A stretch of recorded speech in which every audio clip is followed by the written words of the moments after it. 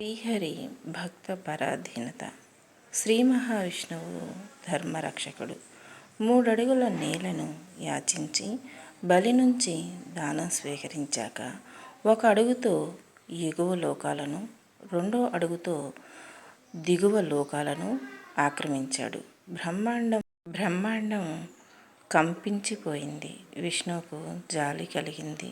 త్రివిక్రమ రూపం చాలించి మానవమూర్తిగా మారి, రాజా, 3వ అడుగు మోపేందుకై చోటు చూపిస్తావా, లేక మాట తప్పి నరకానికి పోతావా అని అడిగాడు.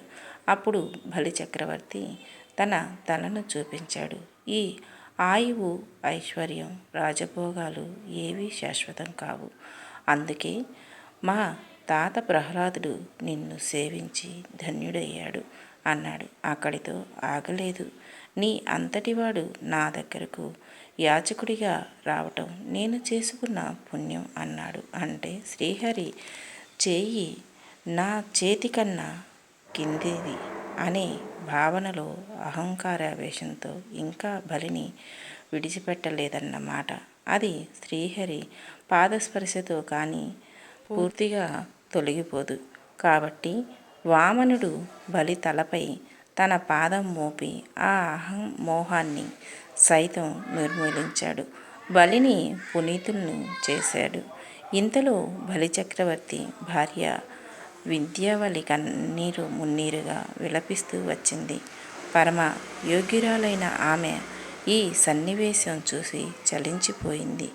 నా భర్త నీవు కోరినదల్లా దానమిచ్చాడు కదా, అయినా ఇలా చేస్తున్నావేమిటి అని వామనుణ్ణి నిలదీసింది. దానికి వామనుడు చెప్పిన సమాధానం వామనావతార ఘట్టానికి పతాక శీర్షిక వంటిది. బలి చక్రవర్తికే కాదు, ఈ విశ్వానికే పాఠం వంటిది. ఆయన ఏమన్నాడంటే, నేను ఎవరిని అనుగ్రహిస్తానో వారి ఐశ్వర్యాన్ని ముందుగా హరిస్తాను. ఎలాంటి గర్వానికి, ఇంద్రియ లోభాలకు గురికాని వాడై నా అనుగ్రహానికి పాత్రుడవుతాడు.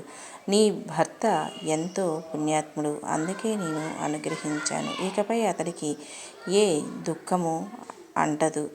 సూతుల లోకానికి పోయి హాయిగా జీవిస్తాడు అన్నాడు. అలా అంటూ తన భక్తవత్సలానికి చిహ్నంగా నేనే అతడి రాజ్యానికి రక్షకుడిగా కాపలా ఉంటాను అని మాటిచ్చాడు.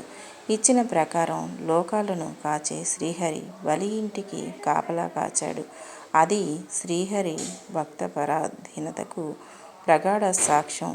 అలా ఉన్న రోజుల్లోనే ఒకసారి రావణాసురుడు సూతల లోకానికి వచ్చి బలిచక్రవర్తిని రెచ్చగొట్టబోయాడని పురాణ వచనం. ఈ పుర మందిరం వాకిలిలో ఉన్న స్వర్ణ చక్రాన్ని తొలగించగలవేమో చూడు అన్నాడు రావణుడితో.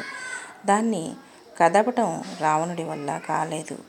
నా నగరాన్ని శత్రుదుర్భేద్యంగా సంరక్షిస్తున్న ఆ చక్రం సాక్షాత్తు శ్రీ మహావిష్ణువు అని బలిచక్రవర్తి రావణుడికి చెప్పాడు. అలా ఇచ్చిన మాట ప్రకారం బలిని, అతడి రాజ్యాన్ని రక్షించాడు శ్రీహరి.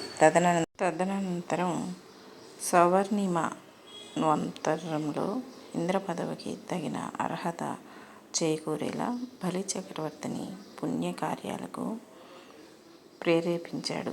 పాతాళ లోకాల నుంచి ఉద్భవించి మధ్యలో మానవ లోకాలను దాటించి దేవలోకమైన స్వర్గానికి అధిపతిని చేసి బలిచక్రవర్తి జన్మకు ధన్యతను చేకూర్చాడు.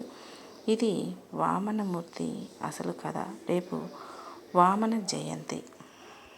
శ్రీహరిని నమ్ముకున్న వాళ్ళను ఆ శ్రీహరి అంతటి వాళ్ళను చేస్తాడు ఆ శ్రీ మహావిష్ణువు. ఆయన్ని మనస వాచ కర్మణ త్రికరణ శుద్ధిగా ఎవరైతే నమ్మి కొలుస్తారో వాళ్ళు వెన్నంటే ఉంటాడు.